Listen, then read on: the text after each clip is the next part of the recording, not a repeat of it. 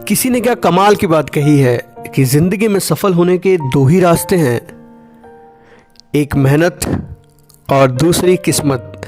किस्मत सबकी होती नहीं है और मेहनत सबसे होती नहीं है।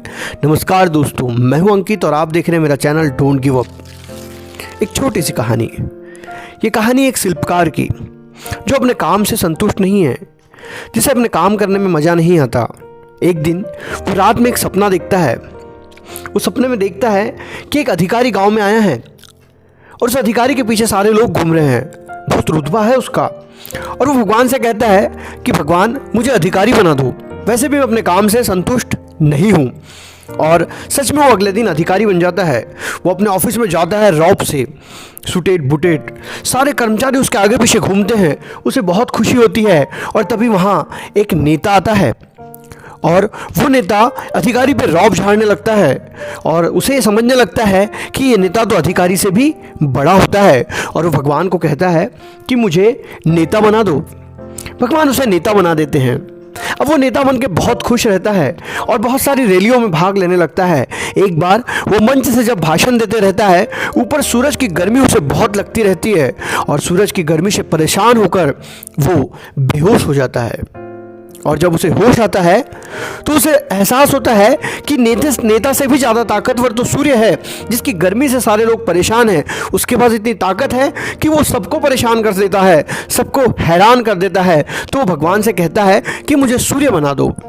भगवान उसे सूरज बना देते हैं और अब वो सूरज बन के बहुत खुश रहता है, सारी दुनिया पे रौब झाड़ते रहता है और बहुत खुश रहता है।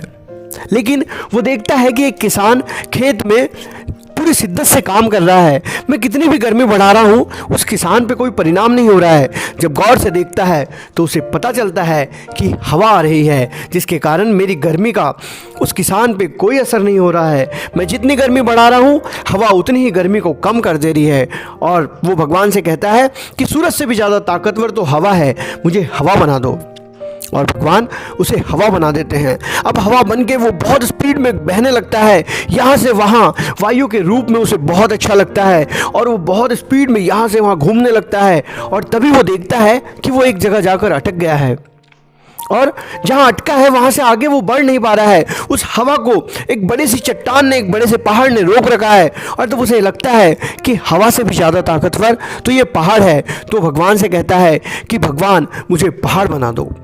और भगवान उसे एक बड़ा सा पहाड़ बना देते हैं। उस चोटी पे से जब वो नीचे देखता है तो उसे एहसास होता है कि मैं बहुत ताकतवर हूँ, मुझसे ज़्यादा ताकतवर तो कोई भी नहीं है।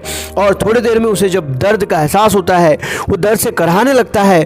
तब उसे दिखता है कि कोई पहाड़ के नीचे पत्थरों को काट रहा है, कोई पहाड़ के नीचे पत्थर को तोड़ रहा है और इस दर्द से उसकी नींद खुल जाती है।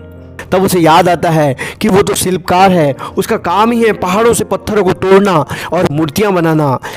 तो शिल्पकार, वो पत्थर तोड़ने वाला ही इस पहाड़ से ज़्यादा ताकतवर है। और तब उसे एहसास होता है कि वो जो काम कर रहा है वही काम सबसे अच्छा है। दोस्तों, ज़िंदगी में सफल होने के लिए सबसे महत्वपूर्ण ये है कि आप जो काम कर रहे हैं वो काम आपको कितना अच्छा लगता है। जो व्यक्ति अपने काम को पूरी लगन और पूरी मेहनत से करता है वो अपने जीवन में सफल होता ही है।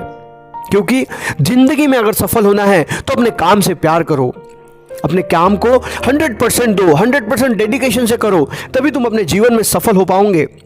अगर तुम 100% डेडिकेशन से किसी काम को नहीं करते हो तो तुम अपनी ज़िंदगी में कभी सफल नहीं हो सकते।